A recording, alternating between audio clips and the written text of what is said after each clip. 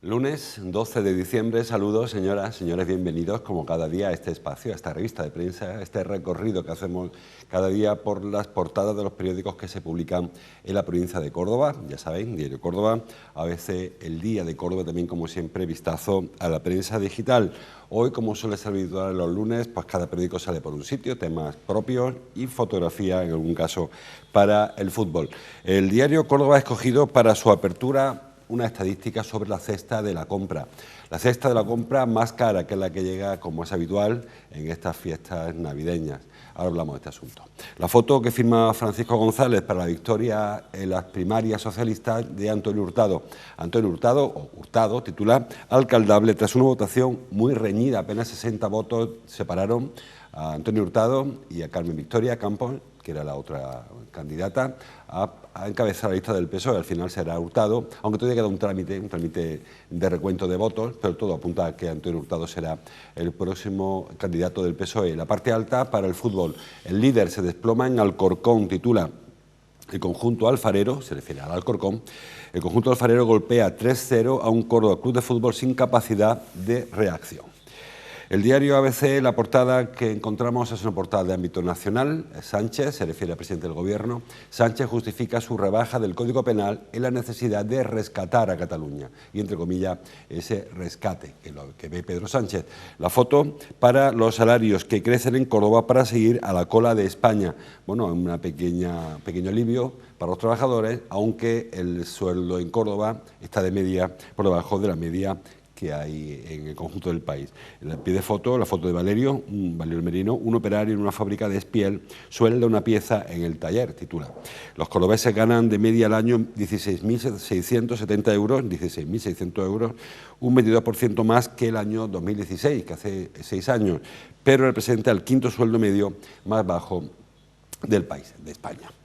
El diario El Día habla en su portada de meteorología, o en concreto de precipitaciones. La lluvia caída en el puente apenas alivia la situación de los embalses, titula el diario El Día, ahora hablamos de este tema también, y una foto para Casas, sentado, desolado, en el césped del estadio del Alcorcón. Un golpetazo de realidad, titula el diario El Día. El Córdoba cede una clara derrota en Alcorcón. En la parte alta del periódico lo ven Antonio Hurtado, porque Hurtado, dice el diario El Día, como dice todos los periódicos, Hurtado gana las primarias y será el candidato del PSOE a la alcaldía. Bueno, pues hablamos ahora de estas primarias. Empezamos como siempre, por el veterano, por el decano del diario Córdoba, que hemos visto hablar de cesta de la compra. El diario Córdoba ha hecho un recorrido por algún supermercado, que no cita, o algún mercado, de cómo han subido los precios en las últimas semanas. Y bueno, pues algo que ustedes ya saben, se han ido al supermercado o al mercado en las últimas semanas, que el precio del salmón ha subido un 12%, o que los mantecados han subido un 4%, que el anís de marca 7,50, o que el gambón grande ha subido un 10%.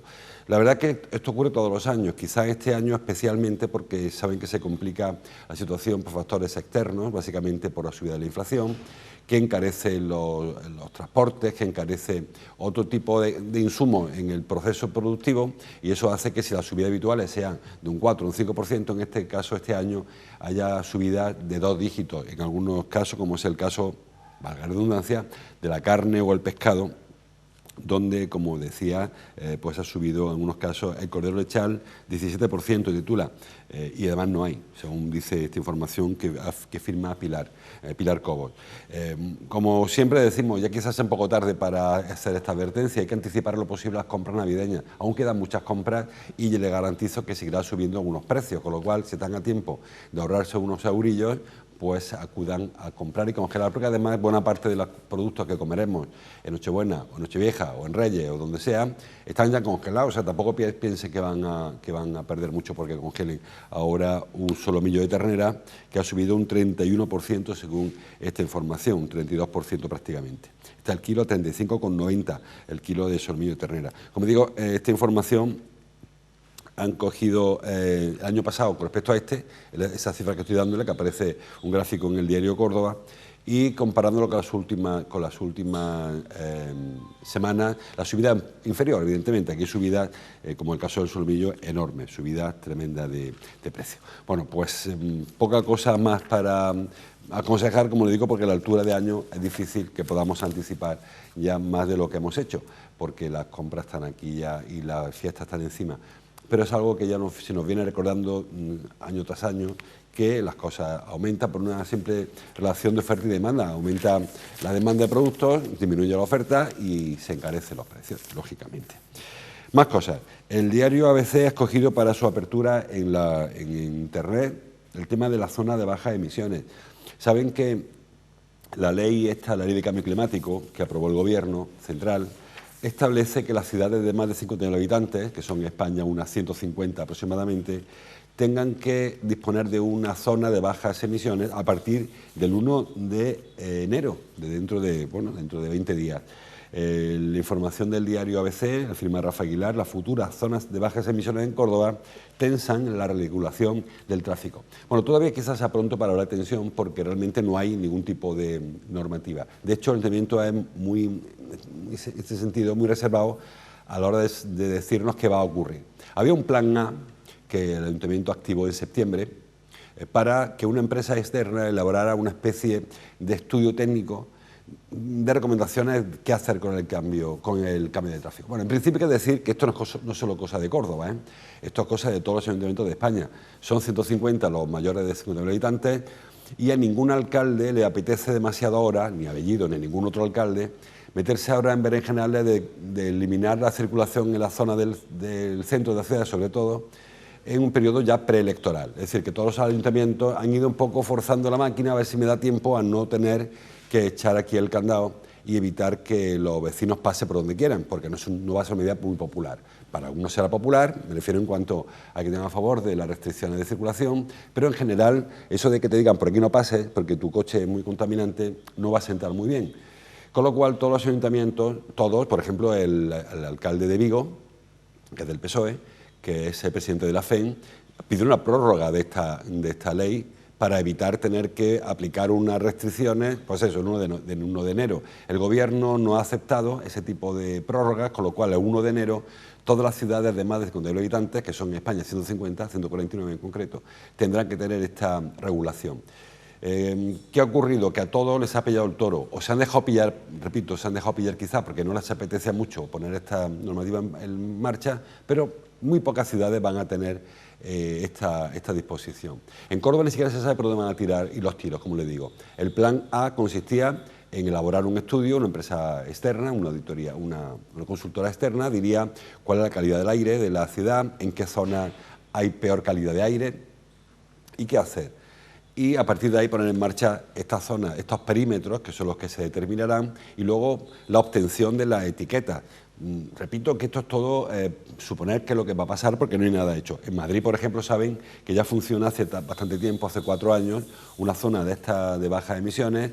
Hay etiquetas, hay una etiqueta que son de color azul para los vehículos eléctricos, hay una etiquetas verde y azul que son para vehículos enchufables, que bueno, pueden contaminar o no según que estén consumiendo energía eléctrica o combustible fósil. Luego hay una etiqueta de color amarillo, una verde, perdón, que son para los vehículos de gasolina y diésel más nuevos, y luego los más contaminantes que tendrán una amarilla cuando tengan algún tipo de excusa o sin etiqueta y te quedas en tu casa y no puedes circular, al menos por la zona central de Madrid. Se supone que todas las ciudades van a seguir un patrón parecido o similar, ¿no?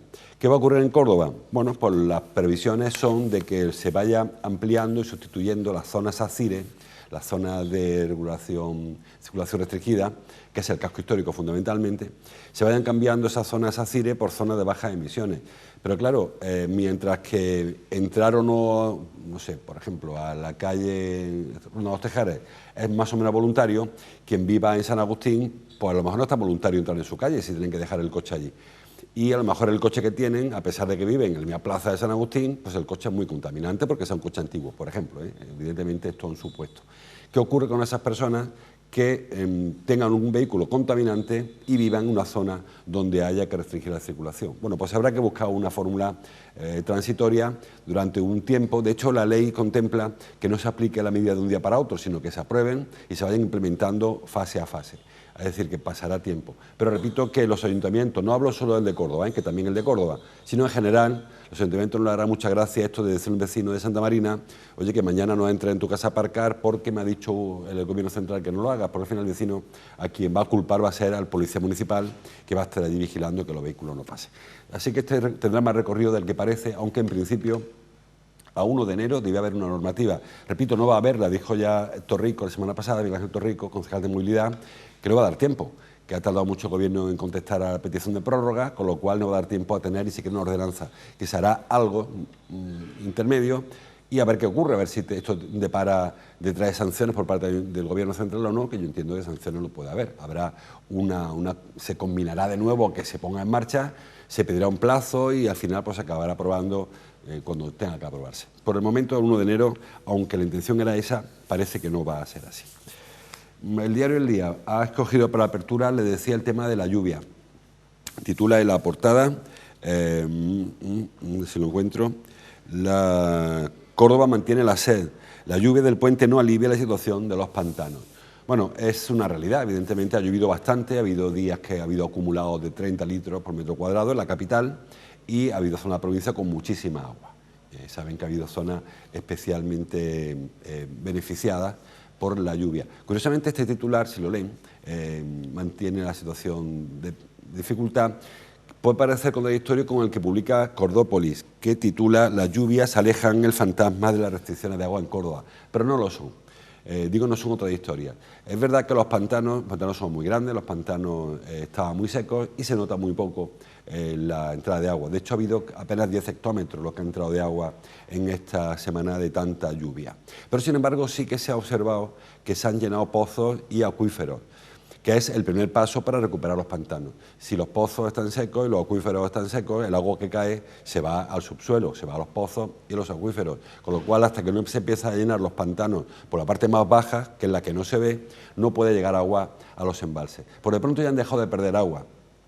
Los pantanos esta semana han recuperado algo, sobre todo los pantanos grandes, Iznájar, La Breña, y recuperan más porque tienen mucha más capacidad, mucha más extensión en la zona que abarca la cuenca del pantano, y claro, hay mucha más perímetro donde el agua que cae dentro del pantano, con lo cual esa entrada directa se ha producido en los pantanos, en los embalses más grandes. Pero sobre todo la gran ventaja de esta semana de lluvia que hemos sufrido, o que nos hemos beneficiado, es que se están llenando los acuíferos, como digo. Entonces ya se nota de nuevo, las personas que tengan un pozo habrán observado cómo el nivel del agua en el pozo ha aumentado muchísimo, hablo de fincas rústicas sobre todo, de parcelas, y los acuíferos y los pozos están ya, si no digo llenos, a tope, si al menos ya no siguen necesitando almacenar agua, con lo cual las aguas por esas escorrentías empiezan a llegar a los embalses. Se han subido este fin de semana largo. Por ejemplo, el Guadiato, habrán visto cómo el agua corría ya por la zona del Valle de Guadiato, por la zona de Cerro Muriano, corría los torrentes, por la zona de Trasierra, por supuesto por la zona de Los Pedroches o la zona de Subética, digo por estar más cerca de la ciudad. Ya se veía correr agua porque los acuíferos ya tienen bastante caudal almacenado y eso es una gran ventaja. Se prevé que siga lloviendo esta semana, al menos hasta el viernes. El jueves, como mínimo, lloverá. El viernes ya parece que empieza a clarear. El fin de semana que viene quizá haya un respiro. Pero las previsiones son que a corto plazo siga lloviendo y eso, bueno, pues como digo, a partir de ahora el agua que caiga irá prácticamente a los arroyos, a los afluentes y a los pantanos, porque los acuíferos y los pozos afortunadamente se están recuperando y bastante. Córdoba tiene muchísimo, como saben, una red de agua subterránea enorme y eso facilita que se garantice que haya luego aporte durante mucho más tiempo. Si aquí no hubiera agua subterránea, se acaba la lluvia y se acaba el agua. Bueno, pues aquí habrá luego manantial durante un tiempo porque los acuíferos, como les digo, están bastante, si no colmatados, que efectivamente no, pero sí bastante aliviados con respecto a lo que había hace apenas unas semanas, 15 días quizás. Bueno, más cosas. Antonio Hurtado, le decía, es portada en todos los periódicos, porque ayer los militantes socialistas votaron y decidieron que fuera Antonio Hurtado el candidato a las elecciones municipales del mes de mayo. Votaron el 70 y tantos % de los militantes socialistas, hay censados 870 en la Córdoba capital y votaron 643.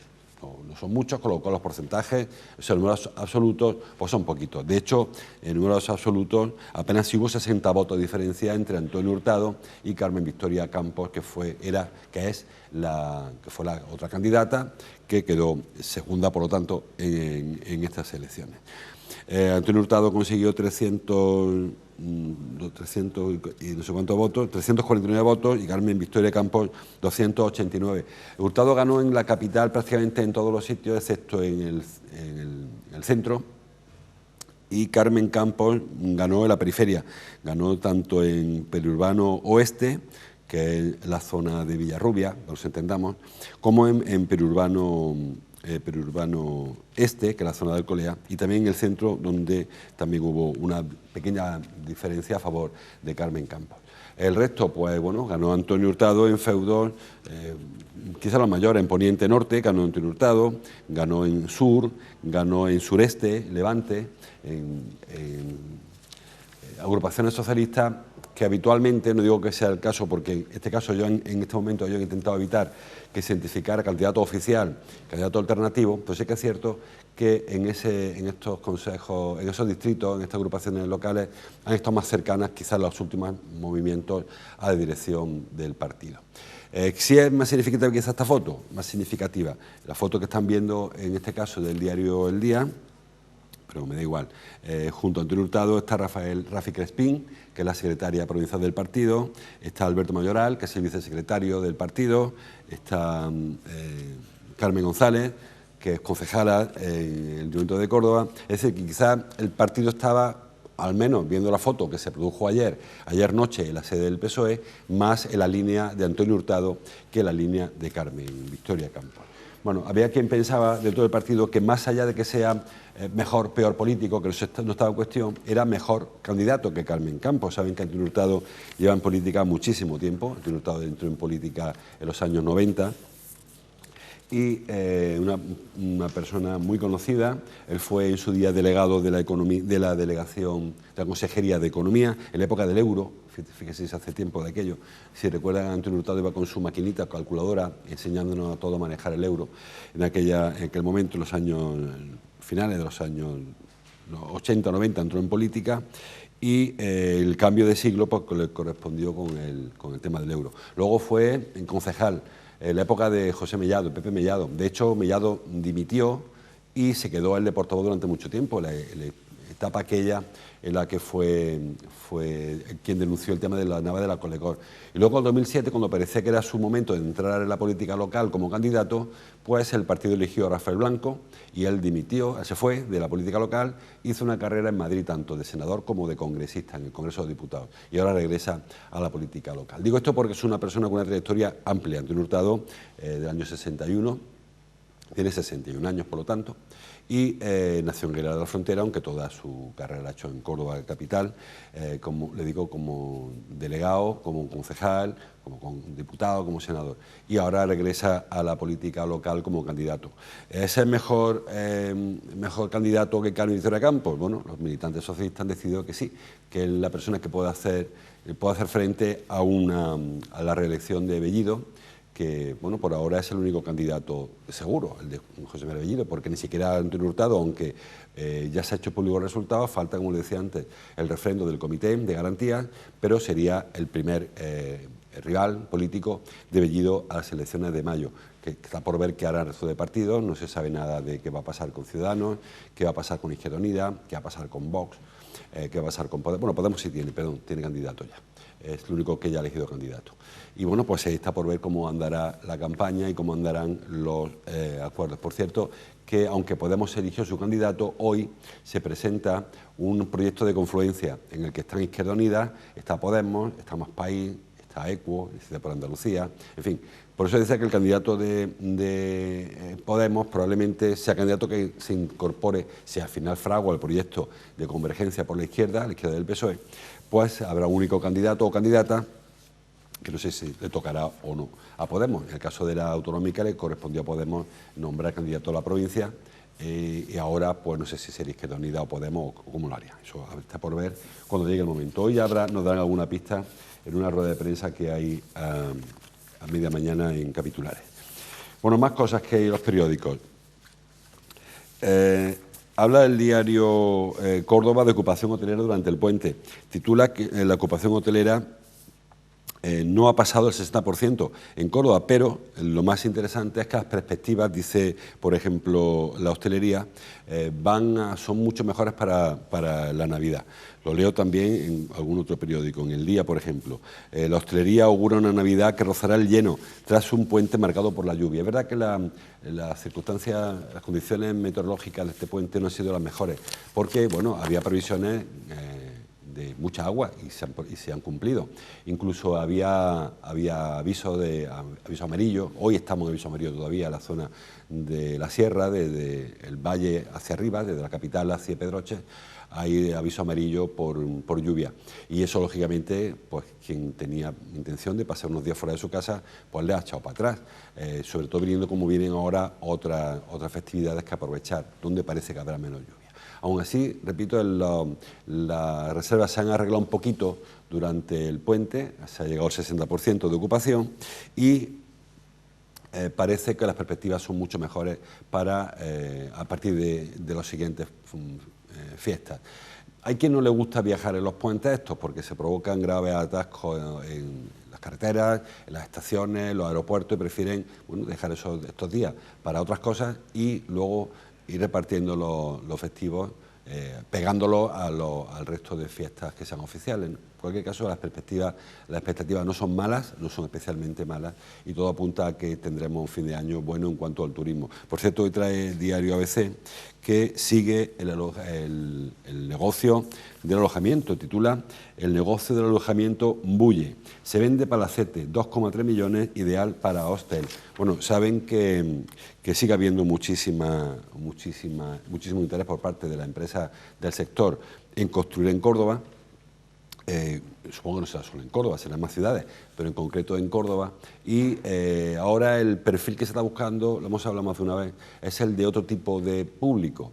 En lugar del hotel que básicamente se ocupa viernes y sábado y poco más, pues buscar otro tipo de alojamiento, de apartahotel, de vivienda turística o de hostel en cuanto a alojamiento más desayuno y poco más, que permita otro perfil, distinto al al visitante que llega habitualmente a Córdoba, que es un visitante, pues eso, de fin de semana, de un día y medio como mucho, que no es que no aporte, evidentemente aporte bastante a la ciudad, pero no es el turista de calidad que quizá preferiría el sector.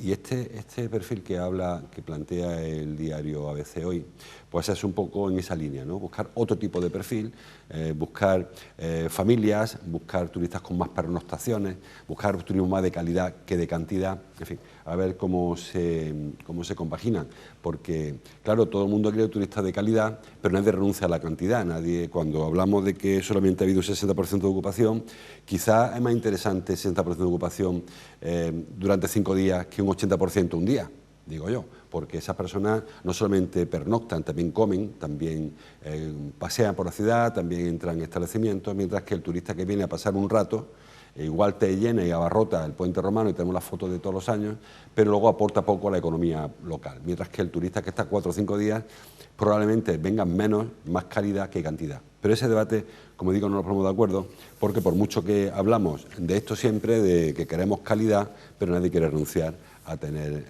las habitaciones llenas, que lógicamente es comprensible, totalmente comprensible.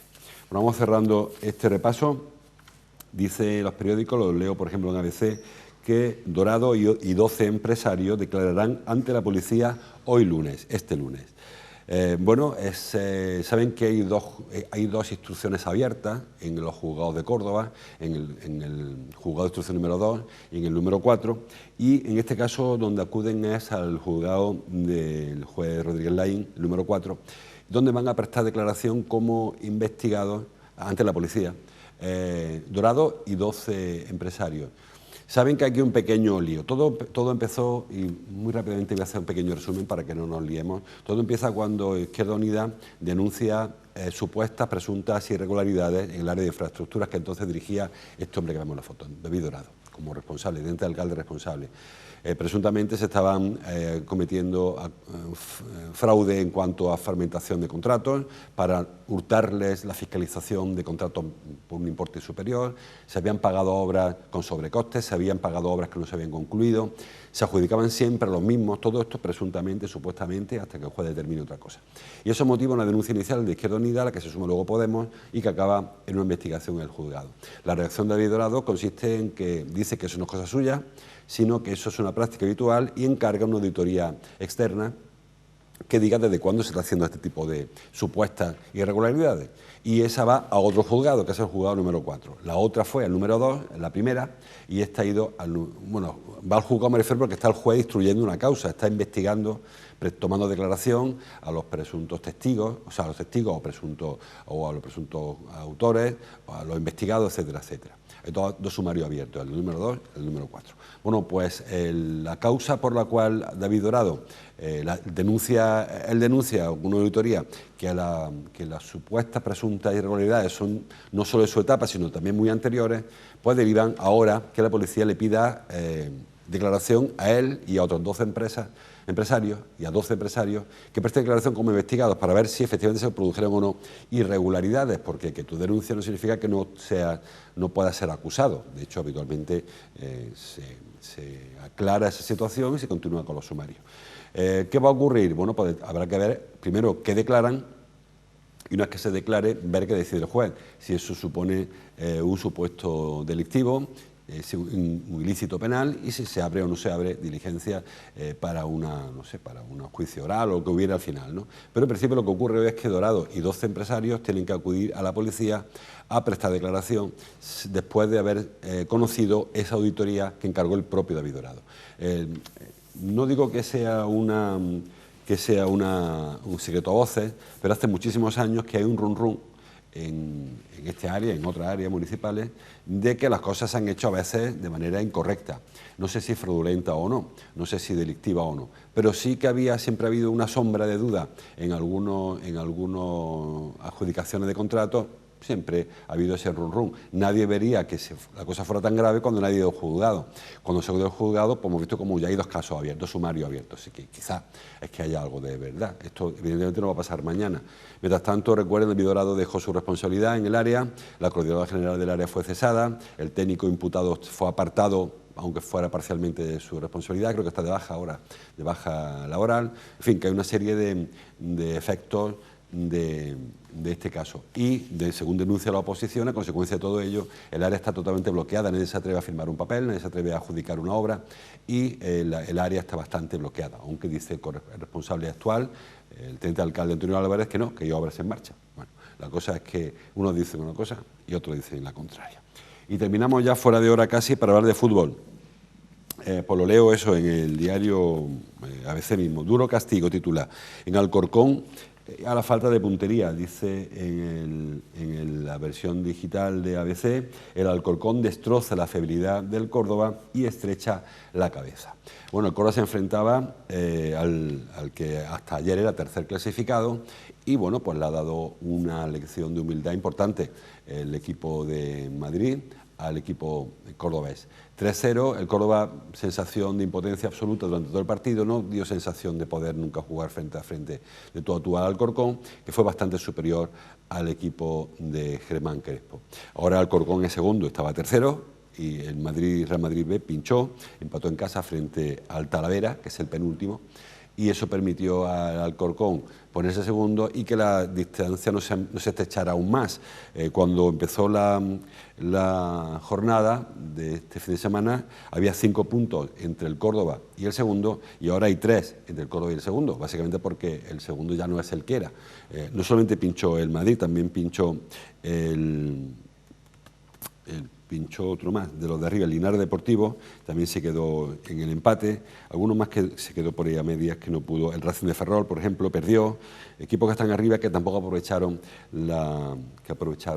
el pinchazo del Córdoba, un pinchazo importante. El Córdoba llevaba sin perder más de un año fuera del Arcángel. Si tuvo un récord importante en casa, como local, como visitante, el récord era aún mayor, 380 días sin perder. Bueno, hay un partido por ahí por medio que sí que se perdió los despachos, recuerden aquella alineación indebida de Javi Flores, y que supuso los 3 puntos al Córdoba, pero perder en el marcador, pues desde el villanovense de la temporada anterior no se perdía.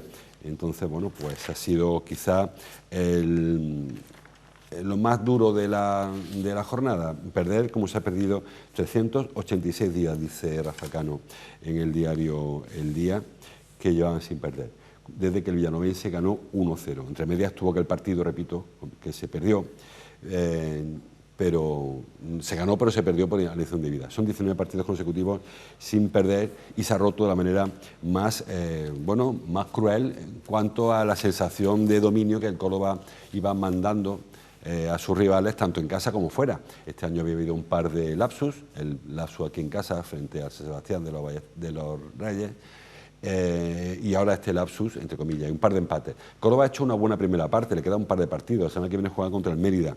Su rival, bueno, complicado, está séptimo en la clasificación. Un rival que apuntó afuera bastante, fuera de su casa, fuera de Mérida, pero que en principio el Córdoba en el Arcángel debería bastarse. Ha ganado, de 8 partidos ha ganado 7 y ha perdido este que le digo, el lapsus. El resto, pues sí, incontestable. Pero esto siempre siembra dudas, eso de esta derrota 3-0 en el campo del Alcorcón. Bueno, la cosa es que la clasificación se está estrechando, la parte alta. Es verdad que se mantiene casi la diferencia con el playoff. Antes había 10 puntos con el sexto, ahora hay 9. Bueno, yo creo que el grupo de cabeza se está manteniendo y está alejando está casi claro, quizás está entre los, en vez de 5 hay 6, ¿no? Está el Linares Deportivo ahí bregando por meterse, el resto se van descolgando, con lo cual parece que el grupo de cabeza está cada vez más definido. Y ahí están el Real Madrid Castilla, está el Alcorcón, está el Depor, está el Racing de Ferrol y el Linares Deportivo junto al Córdoba, intentando conseguir la plaza que da ascenso directo a segunda el año que viene, y el resto a jugarse el playoff. Digo que lo más complicado esta temporada se ha jugado fuera, ha habido que visitar el campo del Alcorcón esta semana, al del Madrid, Madrid B, el del Depor, se ha visitado unos de otros campos de memoria, no me voy a acordar. Lo más importante se han visitado ya, la temporada que viene y la jornada que viene, o sea, la segunda vuelta se juegan en casa, quizás es una ventaja. Lo cierto es que el Córdoba tiene que seguir confiando en sí mismo, tiene un partido esta semana para resarcirse frente al Mérida, que todos confiamos en que lo saque, porque el resto de rivales no lo tiene muy complicado. Solamente el Racing Alcorcón, Racing de Ferrol Alcorcón, que es el partido que se disputa con más igualdad, pero al resto, bueno, parece que los demás equipos saldarán con victoria sus partidos, así que hay que anotar en cada una de las jornadas, y la que viene tocan 3 puntos sí o sí, porque necesita el Córdoba recuperar esa inyección de moral que ayer sufrió un duro varapalo en el campo del Alcorcón. Un rival potente que estará arriba seguro a final de temporada, un rival que viene de jugar en segunda división, con una buena plantilla, y que lo demostró ayer como local. A ver qué pasa la semana que viene. Hasta aquí llegamos, nos hemos pasado un ratito de la hora, como siempre. Hasta aquí llegamos, más información como cada día en los periódicos, más información deportiva. Como siempre, Fernando López, en todo CCF, Nacho Serrano con el programa de Zona Deporte. Mañana seguimos nosotros, hasta entonces, como siempre, gracias por su atención.